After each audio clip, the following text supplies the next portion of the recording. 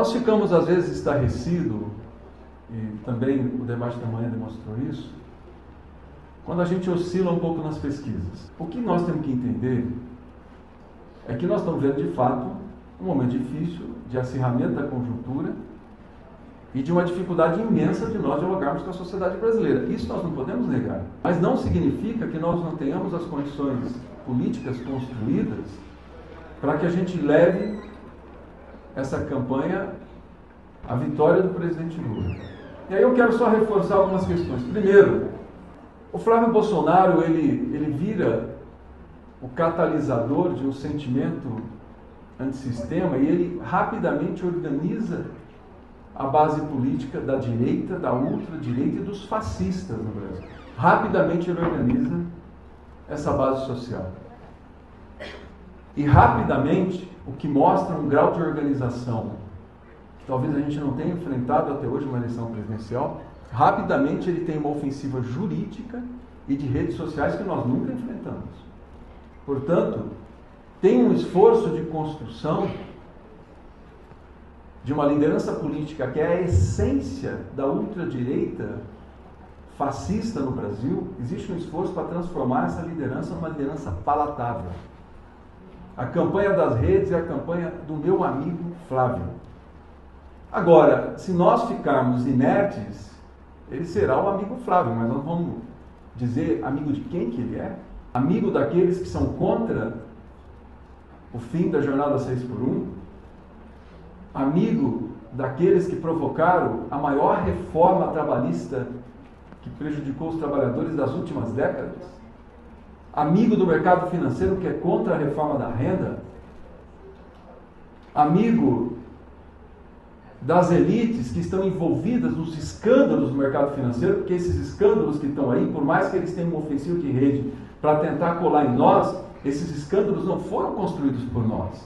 Não foi no governo do presidente Lula que se construiu uma estrutura fraudulenta que colocou em risco o sistema financeiro brasileiro.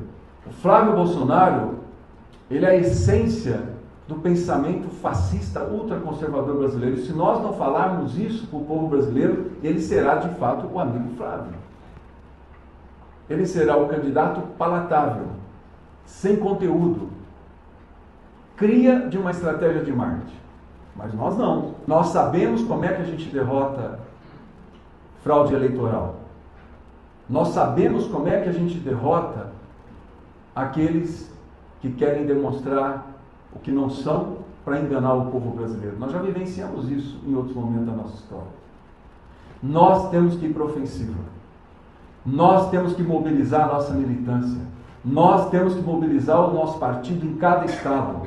E nós temos que ter ofensiva assim de redes sociais, que eles estão com uma estrutura profissionalizada. Mas nenhuma estrutura profissionalizada, nenhum robô debate mais com o militante estimulado. Nenhum robô debate mais com o militante convencido. E nós temos que entender que nós vamos ganhar essas eleições na política. É no fim da reforma da jornada 6x1. Nós temos que ir para as ruas. O nosso 8 de março vai ser essencialmente as mulheres nas ruas pelo fim da jornada 6x1. Nós temos que ser o partido que tem que pôr nas ruas o debate da tarifa zero, o debate da reforma da renda, o debate da reforma política, e eu quero muito convocar a nossa bancada nesse sentido. Ou o PT levanta a bandeira da reforma política, ou nós não seremos o partido do antissistema. Nós temos que continuar fazendo o debate da reforma da renda. Nós chegamos à isenção para quem ganha até 5 mil, e a desoneração para quem ganha até 7.300, mas nós queremos mais, nós queremos continuar reformando a renda. Talvez a sociedade brasileira não entenda o que seja transição energética, não entenda o que seja urgência climática, mas entende o que é tragédia por conta da não existência da transição energética, por conta da gente não levar a sério a urgência climática. O PT tem que levantar a bandeira da transição energética. Nós temos que levantar a bandeira da segurança pública. Não pode ser uma bandeira da direita. Porque o trabalhador